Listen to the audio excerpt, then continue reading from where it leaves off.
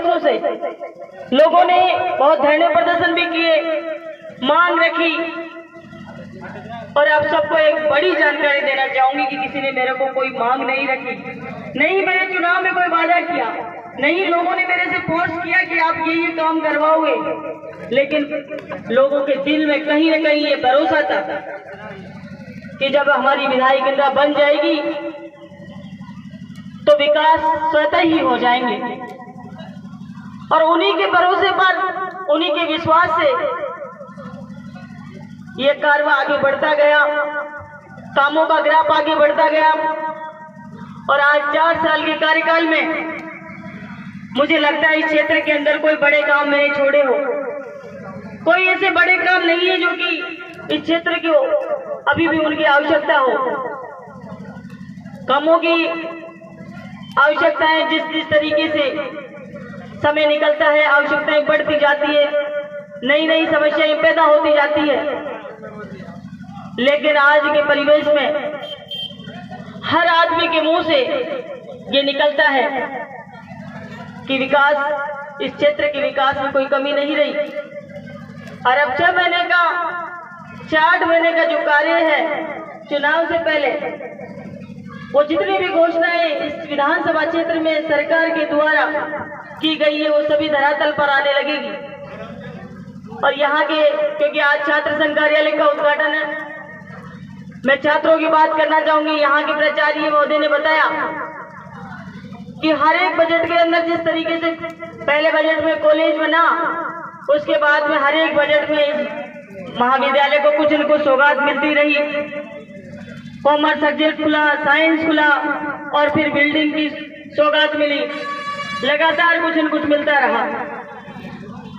और शिक्षा के क्षेत्र में ये आप लोगों को जानकारी नहीं होगी, लेकिन मैंने महसूस किया कि अगर 2 साल कोरोना नहीं खाते तो इस विधानसभा क्षेत्र के स्कूलों की दशा और दिशा और ही कुछ होती, जो मेरे विचार में था।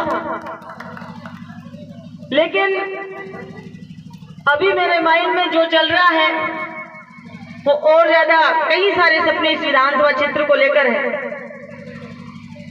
और मैं समझती हूँ कि जिस तरीके से आपने मुझे, मेरे ऊपर भरोसा किया, उसी तरीके से काम होते गए और आप सबका इस विधानसभा क्षेत्र का विकास होता गया।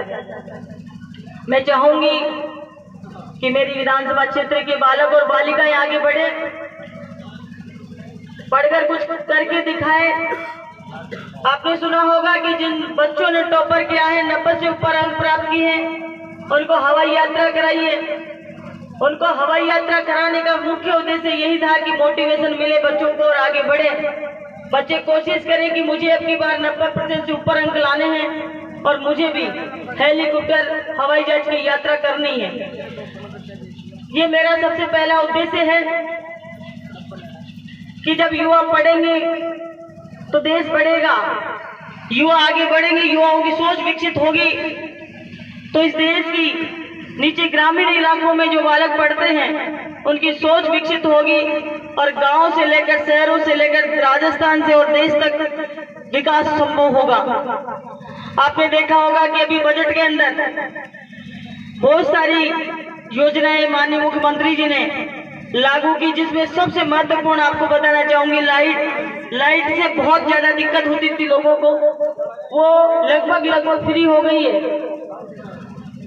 और यहाँ इंदिरा रसोई आपने देखी होगी, कोई भी नगर पालिका क्षेत्र से भूखा नहीं जाए, इसके लिए इंदिरा रसोई की घोषणा की और इंदिरा रसोई चल रही है।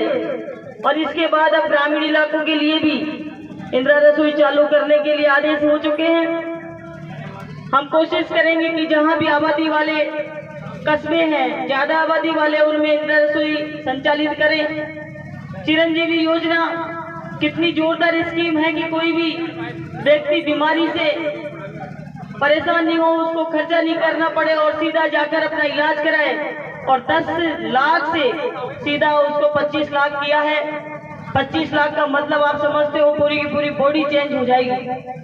तो आप सब लोगों को आज इस छात्र संघ कार्यालय के उद्घाटन समारोह में बधाई और शुभकामनाएं देती हूँ उन छात्रों को जिन्होंने चुनाव जीता है, जो पदाधिकारी बने हैं और आज उन्होंने अपना महाविद्यालय का प्रोग्राम रखा है और कॉलेज का ये पहला प्रोग्राम है, इसलिए और ज्यादा बधाई देना चाहूंगी, शुभकामनाएं देना चाहूंगी। मैं आशा करती हूँ इस कॉलेज के छात्र छात्राएं आगे बढ़े और ताकि इस विधानसभा का, इस ब्लॉक का नाम रोशन करें और साथ में अपने विधायक का नाम भी रोशन करें। मैं आप लोगों से इतनी उम्मीद करती हूँ। धन्यवाद। जय हिंद।